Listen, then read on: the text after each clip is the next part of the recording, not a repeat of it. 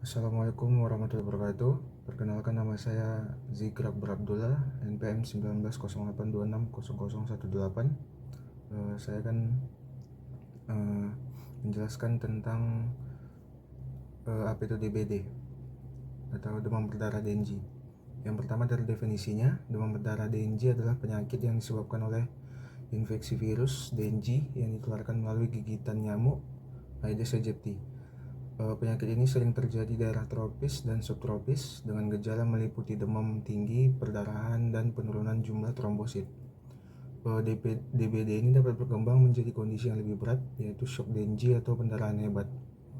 Kemudian untuk epidemiologinya, DBD menjadi masalah kesehatan utama lebih dari 100 negara tropis dan subtropis. Setiap tahunnya diperkirakan ada 50 hingga 100 juta infeksi Dengue seluruh dunia. Pria dan wanita memiliki insiden yang hampir setara, namun anak-anak lebih rentan terhadap komplikasi berat. Daerah endemis yang mengalami wabah DBD seringkali terkait dengan musim hujan dan keberadaan faktor nyamuk Aedes. Kemudian untuk etiologinya atau penyebabnya, yaitu virus DBD. DBD disebabkan oleh 4 serotipe virus Dengue, yaitu DenV1, DenV2, DenV3, dan DenV4, yang semuanya dapat menyebabkan infeksi pada manusia. Untuk vektornya, Aedes aegypti, nyamuk yang paling umum, menjadi faktor penularan virus Dengue.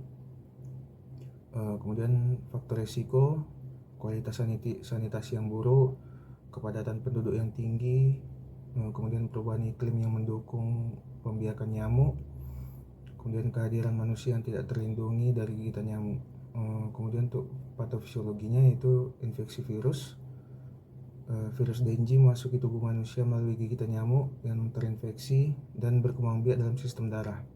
Kemudian peningkatan permeabilitas vaskular, virus memengaruhi sel-sel endotelial pembuluh darah, menyebabkan kebocoran cairan ke ruang ekstravaskular.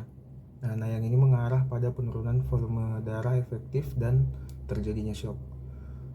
Kemudian gangguan pembekuan darah.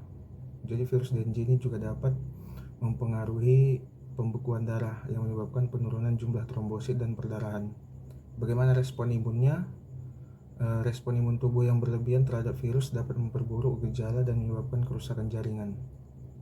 Kemudian untuk manifestasi klinis, demam tinggi yang biasa di atas 38 derajat muncul secara mendadak, kemudian nyeri sendi dan otot seperti mialgia atau artralgia. Rash atau ruam kulit merah bisa muncul pada hari ketiga atau keempat. Kemudian nyeri kepala dan retroorbital, nyeri di sekitar mata, mual muntah, pendarahan ringan, perdarahan dari gusi, mimisan, bentuk perdarahan atau petekia, bintik pendarahan. Kemudian penurunan jumlah trombosit, trombositopenia pada pemeriksaan laboratorium, dan gejala shock. Pada kasus berat bisa terjadi penurunan tekanan darah, pucat, dan kelemahan ekstrim. Kemudian untuk diagnosis, yang pertama, bagaimana kita cara mendiagnosis pasiennya? Yang pertama, anamnesis. Apakah kita tanyakan apakah pasien pernah melakukan riwayat perjalanan ke daerah endemis atau kontak dengan orang yang terinfeksi. Kemudian kita ketahui dulu gejala utamanya, misalkan demam, perdarahan, nyeri tubuh, dan ruam. Kemudian dari pemeriksaan fisik kita periksa demam tinggi, ruam kulit dan peteki, nyeri tekan pada perut atau liver, tanda perdarahan, mimisan, perdarahan atau perdarahan gusi.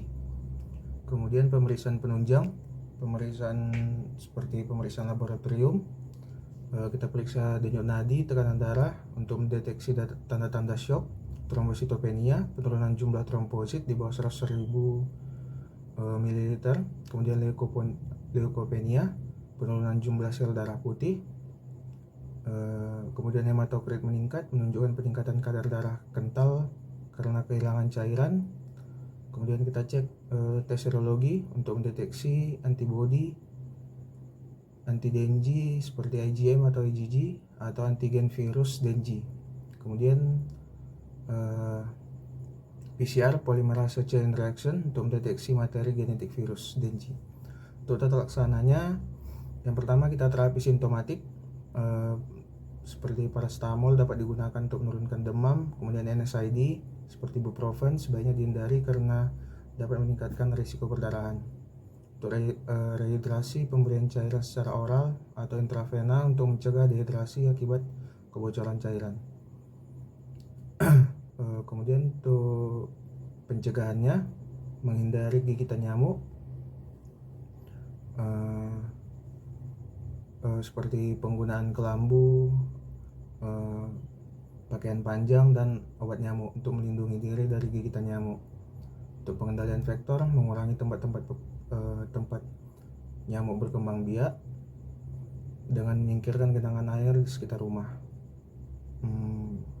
Jika tindakan selanjutnya diperlukan, bisa vaksinasi seperti vaksin Dengsia atau vaksin Dengsia untuk anak-anak dengan riwayat infeksi Dengue sebelumnya telah disetujui di beberapa negara sebagai pencegahan.